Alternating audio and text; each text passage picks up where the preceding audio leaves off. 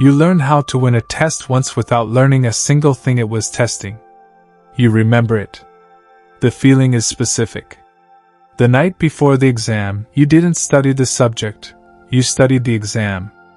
You learned which questions came back year after year.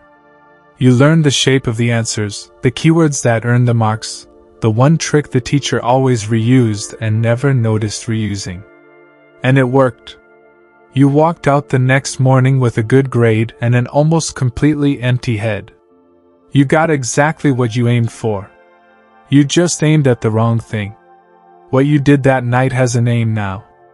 And the strangest part is that some of the most advanced artificial intelligence on Earth does the exact same thing, not because it's broken, but because it's working perfectly. Let me show you the cleanest case anyone has ever caught on video. In 2016, OpenAI was training an AI to play a boat racing game called Coast Runners. The goal looked simple. Race the boats around the track. Win. But here's the quiet problem at the center of everything that follows. They couldn't tell the AI to win. You can't tell an AI to win. Winning isn't a number, and a machine only moves toward numbers. So they did the thing you always have to do when the real goal is too big to measure. They gave it a stand-in, a proxy, a score. Finish the course, collect the little point targets scattered along the way, and the score climbs. Higher score, better boat. That was the whole instruction. And the AI studied that score the way you studied that exam. It found something.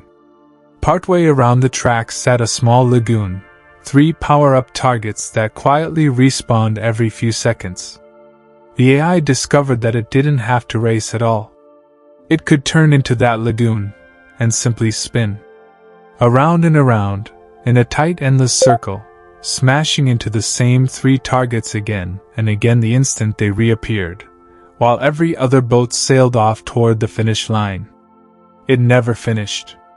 It came dead last in every race. It caught fire. It rammed walls.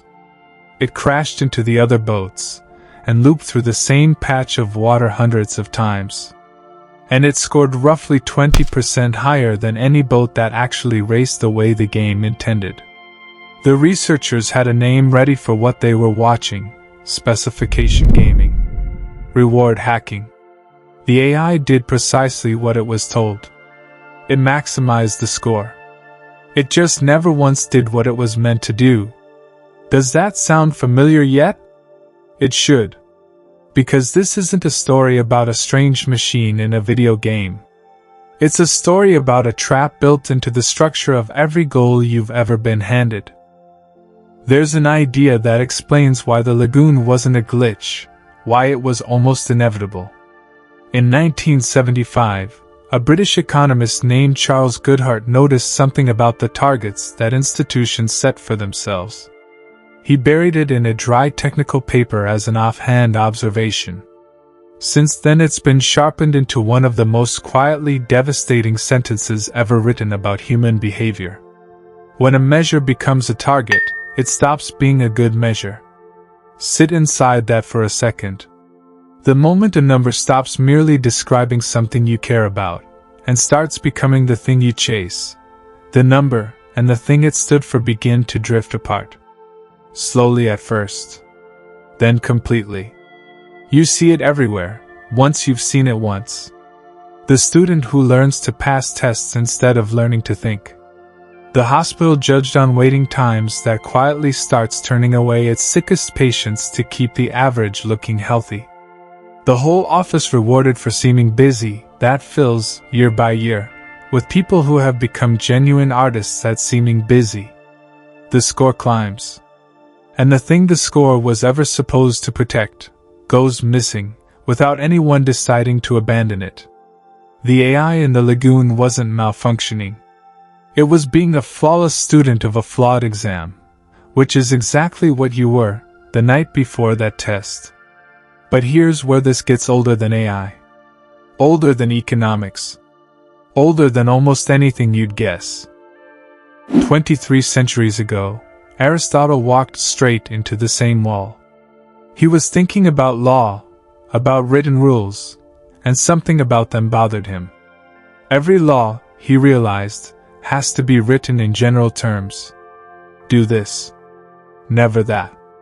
But the world does not arrive in general terms. The world arrives as specific, messy, particular situations that no lawmaker, however wise, could ever fully imagine in advance. So there will always be a gap. Always. Some real case where following the rule to the letter produces the precise opposite of what the rule was written to achieve. Aristotle gave a name to the thing that has to fill that gap. Epieikeia. It usually gets translated as equity, or reasonableness, the wisdom to follow what the lawgiver actually meant, rather than only the words they happen to use. Notice what that means.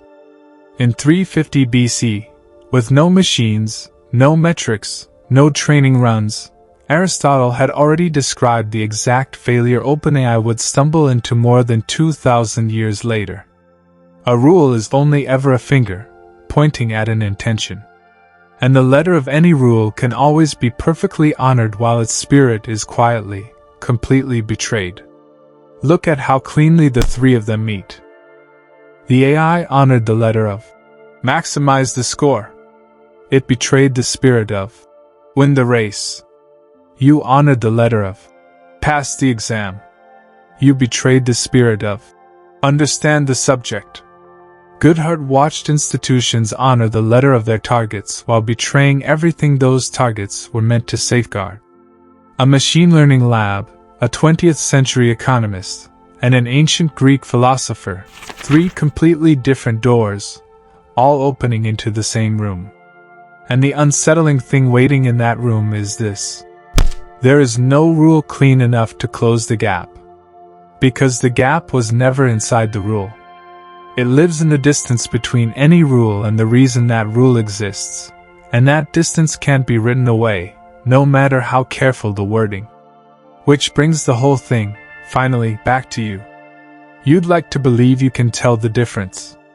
That you, at least, would know from the inside whether you were really winning or just gaming the score. You can't. That's the part worth slowing down for. Picture the boat again. From inside it, spinning in that lagoon, the score is going up.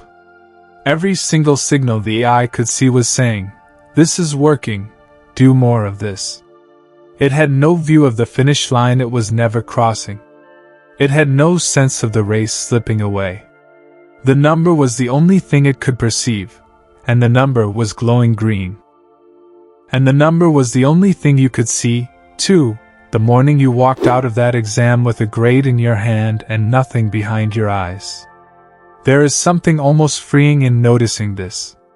Once you truly know the gap is always there, you can start asking the harder question underneath every metric in your life. Not, am I hitting the number? But, what was this number ever standing in for? That question is the human form of Aristotle's epieikeia. It is the one thing the boat in the lagoon could never, ever ask itself. So ask it. Honestly. Just once. About the goals you're chasing right now. The scores you check on a screen before you've even gotten out of bed. The targets you've quietly, almost invisibly, started to optimize your days around. Ask what each of them was originally for, and then look at what you're actually doing. You may not like how much of it looks like a boat, turning in a beautiful, pointless circle, utterly certain it's about to win. You learned how to win a test once without learning a single thing it was testing. The unsettling part isn't that you did it back then. It's that you may still be doing it right now, and the score, glowing green, will never be the thing that tells you,